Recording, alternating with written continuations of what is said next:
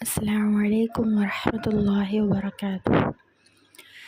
رب اشرح لي صدري ويسر لي أمري واحلل عقدة من لساني يفقه قولي. ربنا زدنا علما ربنا زدنا علما ربنا زدنا علما يا رب العالمين. சரி, நம்ம இன்னைக்கு பார்க்க போகிற லெசன் நம்பர் 12, சிஃபாத்துல் ஹுரூஃப். இந்த சிஃபாத்துல் ஹுரூஃப் அப்படின்னா எழுத்துக்களின் தன்மைகள். நம்ம எழுத்துக்களோட மஹ்ரஜ் பார்த்துருக்கோம். இப்போ நம்ம பார்க்க போகிறது எழுத்துக்களோட தன்மைகள்.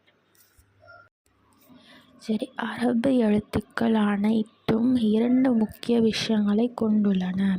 அந்த 2 முக்கிய விஷயங்கள் என்ன அப்படின்னா, ஒன்று மஹாரிஜ், இன்னொன்று சிஃபாத். இந்த 2 விஷயத்தில் அரபு எழுத்துக்கள் முக்கியமான விஷயங்களை கொண்டு வந்திருக்கு அப்படின்னு சொல்கிறாங்க. நெக்ஸ்ட்டு அந்த சிஃபாத் என்றால் தன்மைகள் அல்லது அதோட குணங்கள், கேரக்டர்ஸ் ஆகும் அப்படின்னு சொல்கிறாங்க. சிஃபத் என்ற பகுதியின் பன்மை சிஃபாத் ஆகும். இப்போது மஹ்ரஜோட பன்மை மஹாரிஜில், அந்த மாதிரி சிஃபத்தோட பன்மை சிஃபாத். சரி, ஒவ்வொரு எழுத்தையும் உச்சரிக்கும் பொழுது ஏற்படும் தன்மையை சிஃபத் அப்படின்னு சொல்கிறாங்க. ஒவ்வொரு எழுத்தும் ஒன்று மற்றொன்று வித்தியாசமான தன்மைகளை கொண்டிருக்கும். ஒவ்வொரு எழுத்துக்கும் வித்தியாசமாக டிஃப்ரெண்ட்டாக ஒரு எழுத்துக்கு வேறு தன்மை, அதே மாதிரி இன்னொரு எழுத்துக்கு வேறு தன்மை. ஸோ வேறு எழுத்துக்கு வேறு தன்மை இருக்கும் அப்படின்னு சொல்கிறாங்க. எழுத்துக்கள் சுக்கூனில் காணப்படும் போது தான் அதன் தன்மையை துல்லியமாக அறிய முடியும். இதில் என்ன சொல்கிறாங்க அப்படின்னா, இப்போ எப்படி நம்ம மஹ்ரஜ் எப்படி கண்டுபிடிப்போம்? ஒரு எழுத்துக்கு சுக்கூன் போட்டு அதுக்கு முன்னாடி அலிஃப்க்கு ஃபத்ஹா போட்டு ஓதணும் அப்படின்னா, அப்போ அந்த எழுத்தோட மஹ்ரஜ் ஒலி எங்கேருந்து வெளியாகுது, ஸோ அதை தான் நம்ம மஹ்ரஜ் எங்கேருந்து வெளியாகுது அப்படின்னு சொல்லி சுக்கூன் போட்டு பார்ப்போம்.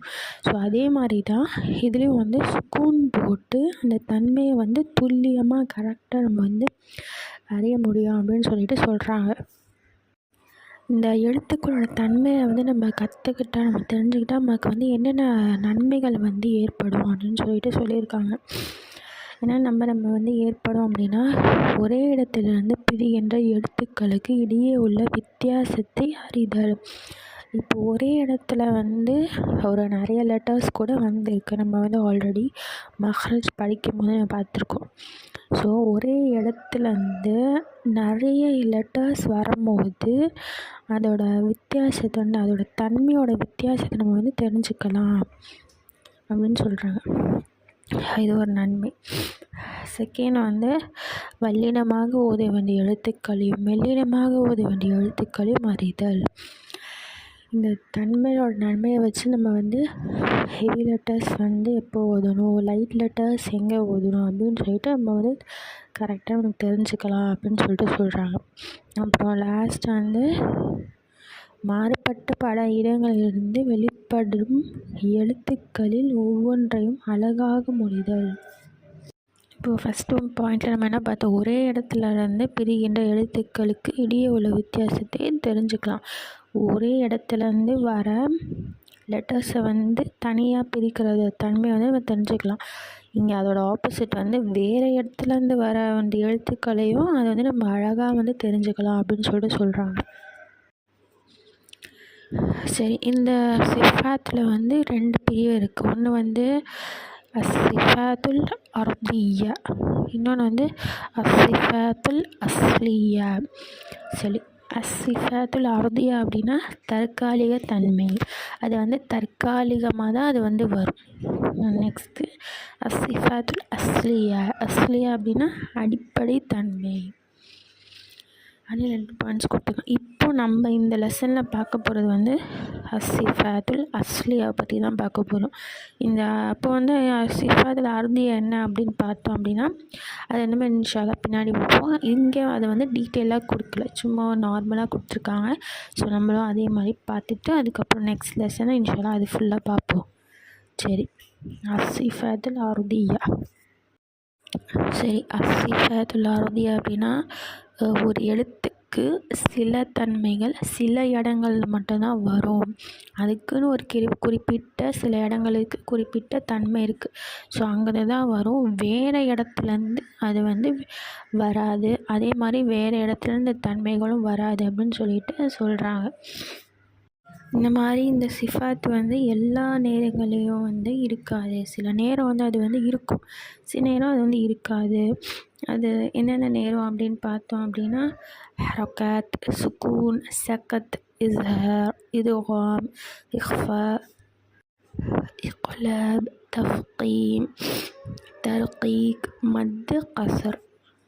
இந்த மாதிரி 11 சிஃபாத்துக்கள் இருக்குது அப்படின்னு சொல்கிறாங்க. இது இந்த சிஃபாத் என்ன அப்படின்னா, எல்லா நேரங்கள்லேயும் இருக்காது, சில நேரம் மட்டும் தான் இருக்கும் அப்படின்னு சொல்லிட்டு சொல்லியிருக்காங்க. அதே மாதிரி இது எல்லாமே மாறக்கூடியது, ஒரே தன்மையாக இருக்காது. அதனால தான் இங்கே என்ன சொல்லியிருக்காங்க, தற்காலிக தன்மைகள். இது தற்காலிகமாக தான் இருக்கும், எப்பயுமே இருக்காது. ஸோ அதுக்கு தான் அது பேர் அஸ்ஸிஃபாத்துல் அர்தியா. இங்கே ஷார்ட்டாக கொடுத்துருக்காங்க. சரி, செகண்ட் பார்க்க போகிறது அஸ்ஸிஃபாத்துல் அஸ்லியா. இப்போ இந்த லெசன் ஃபுல்லாகவே நம்ம பார்க்க போகிறோம் அஸ்லியா பற்றி தான் பார்க்க போகிறோம். இது எப்பயுமே இருக்கும், மாறாது, அடிப்படையாக இருக்கும். அதனால தான் அடிப்படை தன்மைகள் அப்படின்னு சொல்கிறாங்க. சரி, அஸ்ஸிஃபாத்துல் அஸ்லியா 2 பிரிவுகளாக பிரிக்கப்படுது. அது 2 பிரிவுகள் என்ன அப்படின்னா, அஸ்ஸிஃபாத்துல் லாஸிமத்துல் முத்ததாதா, அப்புறம் அஸ்ஸிஃபாத்துல் லாஸிமத்துல் கைருல் முத்ததாதா.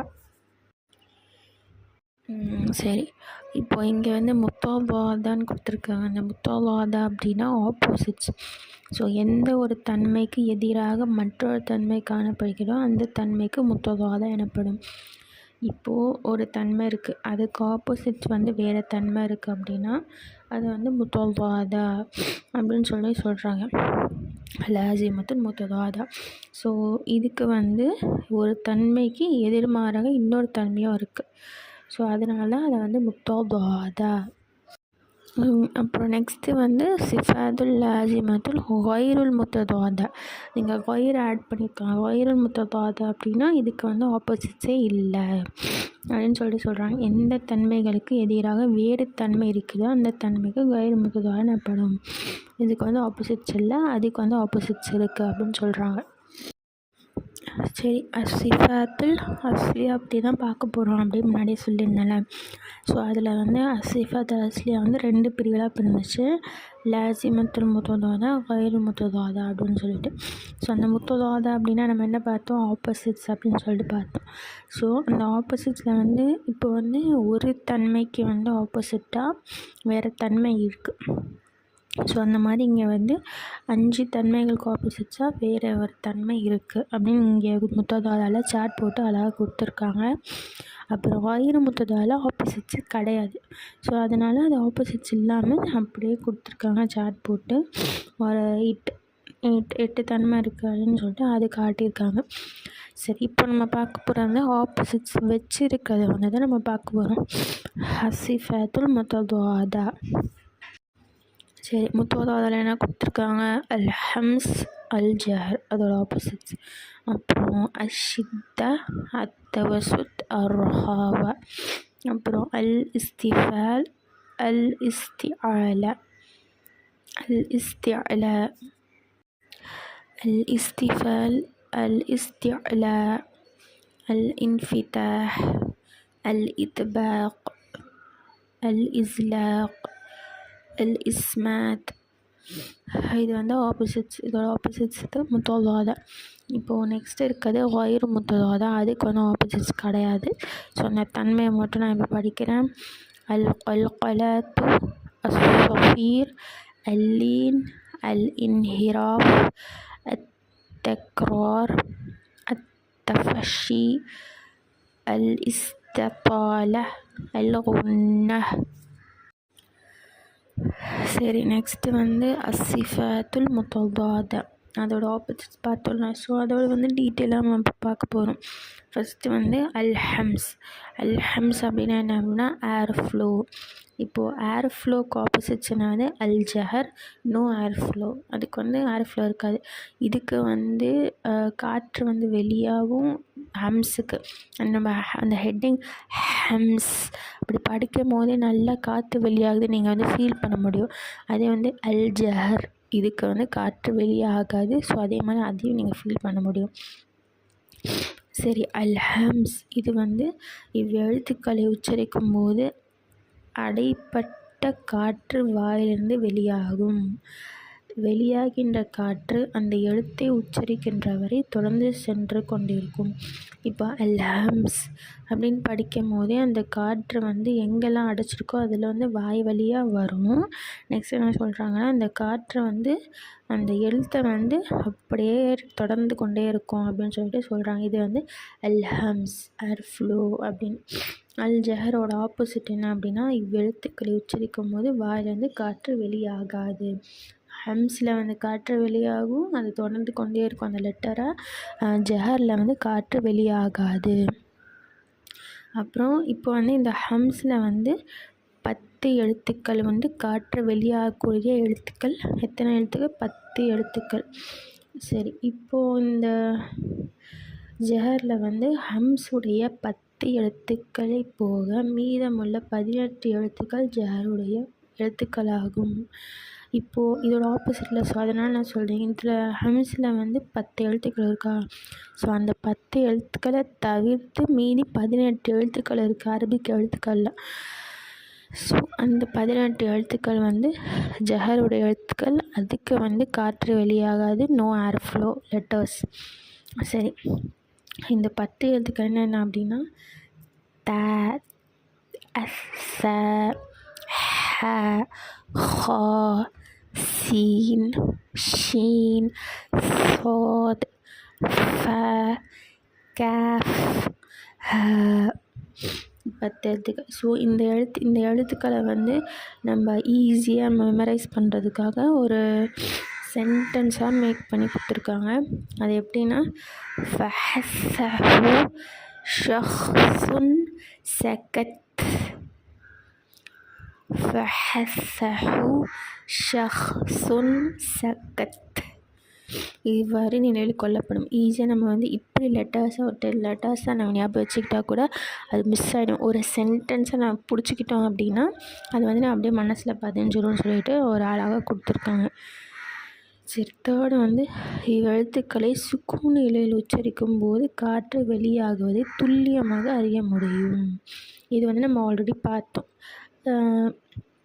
என்ன பார்த்தோம்? தன்மையை வந்து நம்ம எப்படி கண்டுபிடிப்போம்? சுக்கூன் வச்சு ஓதும் போது அதோட தன்மை வெளியாகும். ஸோ அதே மாதிரி தான் இந்த ஹம்ஸும் ஒரு தன்மை இல்லை. ஸோ அந்த தன்மை எப்போ வெளியாகுதுன்னா சுக்கூன் வச்சு நம்ம ஓதும் போது தான் அது வந்து துல்லியமாக நமக்கு வந்து வெளியாகும் அப்படின்னு சொல்லிட்டு சொல்கிறாங்க. சரி, அப்புறம் கீழே என்ன பிக்சர் கொடுத்துருக்காங்க அப்படின்னா இந்த சைடு அல்ஜஹர், இந்த சைடு வந்து அல்ஹம்ஸ்.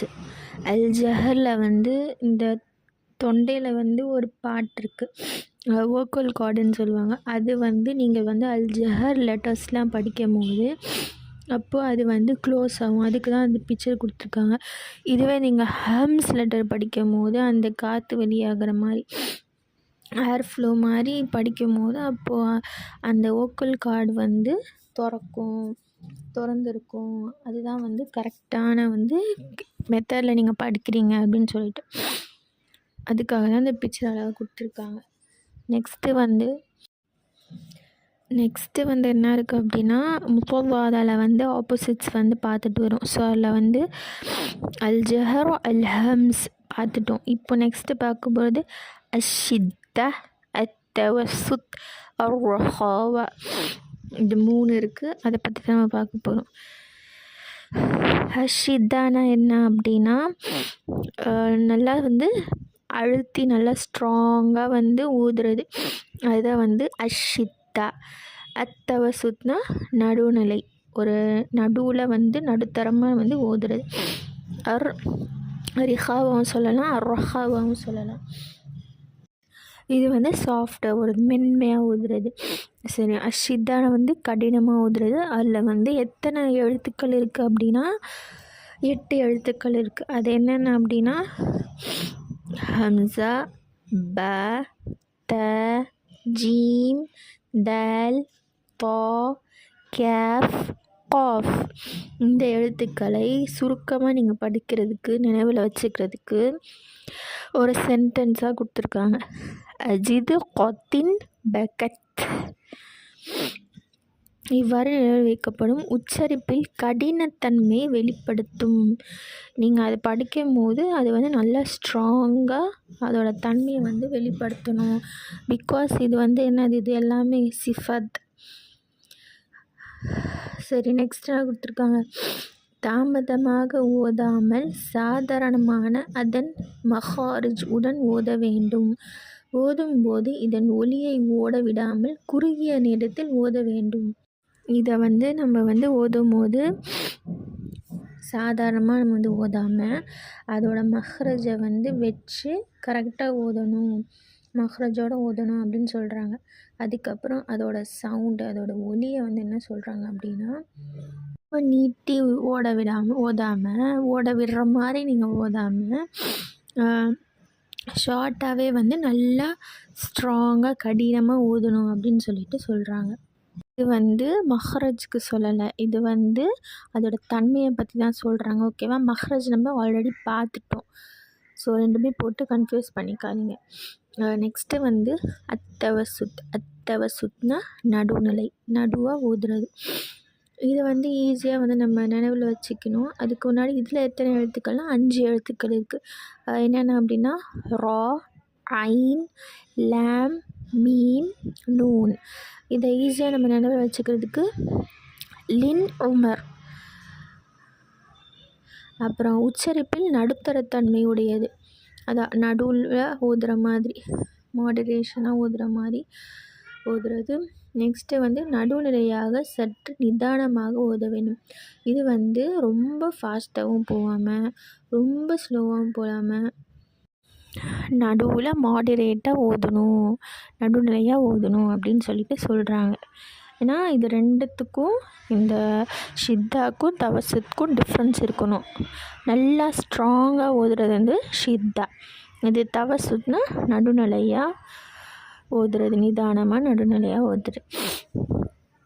அடுத்தது வந்து ரிஹாவா. ரிஹாவா வந்து 15 எழுத்துக்கள். எல்லாத்தோட இதில் தான் வந்து எழுத்துக்கள் அதிகமாக இருக்குது. இதில் வந்து அஷித்தா மற்றும் அத்தவசுத் அல்லாத மற்ற அனைத்தும் ரிஹாவாவுடைய எழுத்துக்கள். இதில் வந்து இப்போது எப்படின்னா, இப்போது ஷித்தாவில் 8 லெட்டர்ஸ் இருக்குது, தவசுத்தில் 5 லெட்டர்ஸ் இருக்குது. ஸோ இந்த ரெண்டுமே சேர்த்தா நமக்கு வந்து 13 லெட்டர்ஸ் இருக்கும். ஸோ அந்த 13 லெட்டர்ஸை வந்து விட்டுட்டு பேலன்ஸ் இருக்க 15 லெட்டர்ஸ் தான் வந்து ரிஹாவோட லெட்டர்ஸ் அப்படின்னு சொல்லிட்டு சொல்கிறாங்க. ஸோ உச்சரிப்பில் மிருதுவான மென்மையான தன்மை கொண்டதாக காணப்படும். சுக்கூன் நிலையில் நிதானமாக நேரம் கொடுத்து ஓத வேண்டும். இதில் இருக்க 15 லெட்டர்ஸ் வந்து நம்ம வந்து ஷித்தா நல்லா ஸ்ட்ராங்காக ஓதக்கூடாது, நடுநிலையாக ஓதக்கூடாது, நல்லா ஸ்லோவாக மென்மையாக ஓதணும் அப்படின்னு சொல்கிறேன். ஏன்னா அந்த தன்மை, அதோட கேரக்டர் அதுதான். ஸோ அதனால் அதை வச்சு ஓதணும். அது எந்த டைமில் வந்து இதெல்லாம் நம்ம செய்வோம் அப்படின்னா, சுக்கூன் பெற்ற நிலையில் தான் நம்ம வந்து இந்த தன்மையை வந்து வெளிப்படுத்துவோம், நிதானமாக ஓதுவோம் அப்படின்னு சொல்லிட்டு சொல்லியிருக்காங்க. சரி, இது மூணுத்துக்கும் வந்து ஒரு ஒரு பிக்சர் போட்டு ஒரு லெட்டர் வச்சு எக்ஸாம்பிள்ஸ் கொடுத்துருக்காங்க. அது என்னன்னு பார்ப்போம்.